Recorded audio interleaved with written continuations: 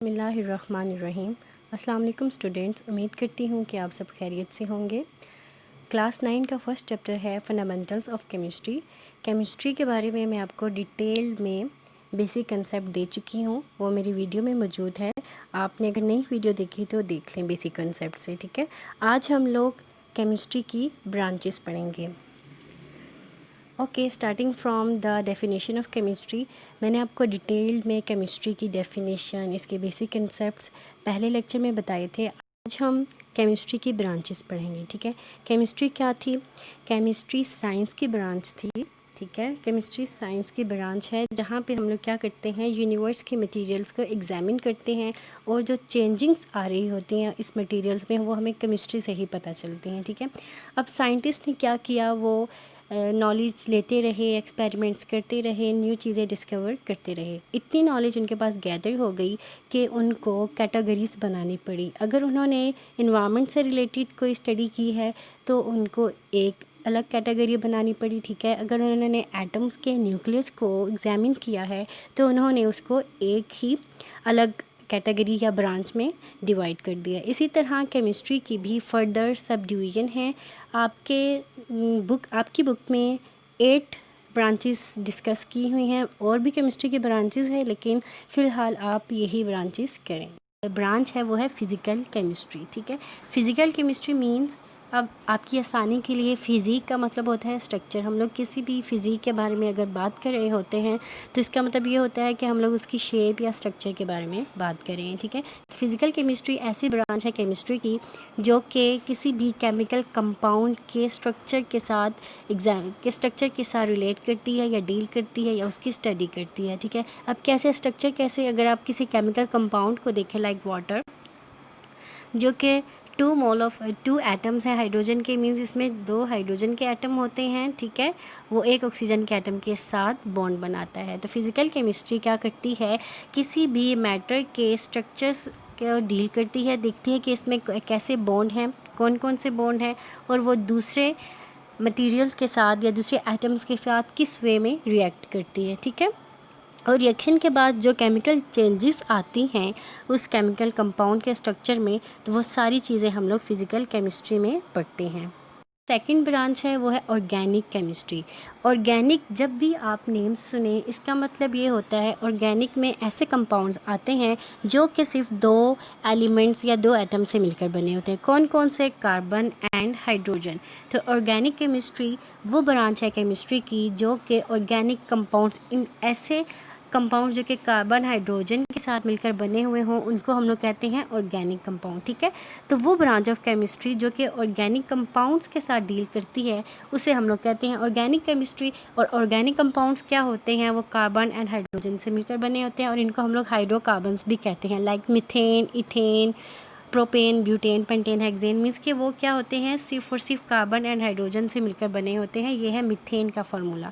तो वो branch of chemistry जो कि ऑर्गेनिक कंपाउंड के साथ या हाइड्रोकार्बन्स के साथ डील करे उसे हम लोग क्या कहते हैं, ऑर्गेनिक केमिस्ट्री। थर्ड वन क्या है, इनऑर्गेनिक केमिस्ट्री। ऑर्गेनिक केमिस्ट्री में तो हमने देख लिया कार्बन और हाइड्रोजन होते हैं, इन मीन विदाउट, ठीक है। तो ऐसी केमिस्ट्री की ब्रांच जो कि ऐसे कंपाउंड के साथ डील करे जो कि other than carbon and hydrogen से मिलकर बने हुए हों, उन्हें हम लोग कहते हैं इनऑर्गेनिक केमिस्ट्री, ठीक है।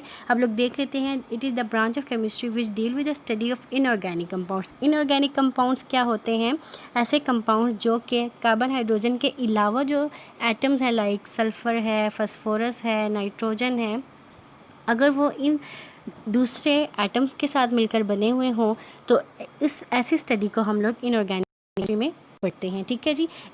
अब हमारे पास जो फोर्थ ब्रांच है केमिस्ट्री की वो है एनालिटिकल केमिस्ट्री। एनालिटिकल केमिस्ट्री को स्टार्ट करने से पहले आप ये देखें कि हमने पढ़ा था केमिस्ट्री में कि हम लोग क्या करेंगे कि मैटर की प्रॉपर्टीज़ को भी एग्जामिन करेंगे, लाइक फिज़िकल प्रॉपर्टीज़ भी देखते हैं और केमिकल प्रॉपर्टीज़ भी। अब ये किस तरह मेजर की जाती हैं, ज़ाहिर सी बात है कोई ना कोई टूल्स या इक्विपमेंट्स या मशीन तो यूज़ होती ही होंगी जिससे हम लोग क्या करते हैं, किसी भी मैटर की फ़िज़िकल और केमिकल प्रॉपर्टीज़ को एग्जामिन करते हैं, ठीक है। एनालिटिकल केमिस्ट्री में हम लोग क्या करते हैं, उन टूल्स की डेवलपमेंट को स्टडी करते हैं जो कि किसी भी मैटर की प्रॉपर्टीज़ को मेजर करने के लिए यूज़ होते हैं। ठीक है, आप इसको कैसे याद करेंगे? आप देखें, एनालिटिकल को टूल्स के साथ रिलेट कर दें। ठीक है, ये भी टी से स्टार्ट हो रहा है और टूल्स भी। तो जब आप एनालिटिकल का वर्ड यूज़ करें तो आपके माइंड में टूल आ जाएगा, जिससे आपको पता होगा कि वो टूल्स हैं जो कि किसी भी मैटर की प्रॉपर्टीज़ को एग्जामिन करने के लिए इस्तेमाल होते हैं। ठीक है जी। हमारे पास biochemistry, bio mean life and chemistry mean chemical processes. ठीक है, क्या मतलब हुआ कि केमिकल प्रोसेसेस जो कि लाइफ के अंदर या किसी लिविंग ऑर्गेनिजम्स के अंदर हो रहे हैं, उसे हम लोग स्टडी करेंगे।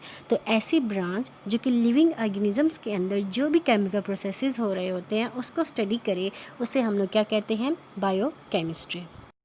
नेक्स्ट ब्रांच है हमारे पास इंडस्ट्रियल केमिस्ट्री। इंडस्ट्रियल का लिंक इंडस्ट्रीज से है। इंडस्ट्रीज़ क्या होती हैं? जो कि किसी भी यूजफुल प्रोडक्ट की मैन्युफैक्चरिंग करती हैं। ठीक है, तो वो ब्रांच केमिस्ट्री की जो कि यूजफुल प्रोडक्ट की मैन्युफैक्चरिंग में जो मेथड्स यूज़ हो रहे हैं और जो टेक्नोलॉजीज़ यूज़ हो रही हैं उनकी स्टडी करे, उनसे डील करे, तो उसे हम लोग क्या कहते हैं? इंडस्ट्रियल केमिस्ट्री कहते हैं। नेक्स्ट ब्रांच है हमारे पास न्यूक्लियर केमिस्ट्री।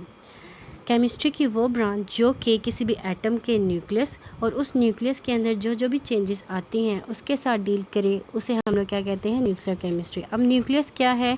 हम लोग जब भी किसी एटम का स्ट्रक्चर बनाते हैं, दरमियान में एक सर्कुलर ऑर्बिट ड्रा करते हैं जिसमें हम लोग number of proton and number of neutron show कर रहे होते हैं। उसके बाद हमारे पास डिफरेंट ऑर्बिट्स होते हैं जिसमें इलेक्ट्रॉन्स जो है वो रिवॉल्व कर रहे होते हैं। ठीक है, तो वो ब्रांच ऑफ केमिस्ट्री जो कि न्यूक्लियाई के साथ डील करे और इसमें जो चेंजेस आती हैं उसको स्टडी करे, उसे हम लोग क्या कहते हैं? Nuclear chemistry.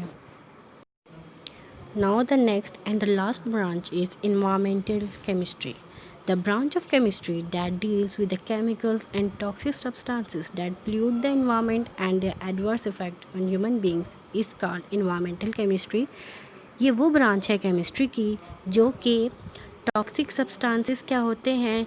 वो सब्सटेंसेस जो कि हार्मफुल होते हैं। ठीक है जी, हार्मफुल सब्सटेंसेस जिसकी वजह से हमारा इन्वायरमेंट पोल्यूट होता है, उससे डील करे और उन केमिकल से डील करे जो कि हमारे इन्वायरमेंट को पोल्यूट कर रहे होते हैं। ठीक है, उस पोल्यूशन की वजह से हमारा एटमॉस्फेयर डिस्टर्ब हो जाता है। जब एटमॉस्फेयर डिस्टर्ब होगा तो क्या होगा? इसका एडवर्स इफेक्ट ह्यूमन बींग्स पे आएगा।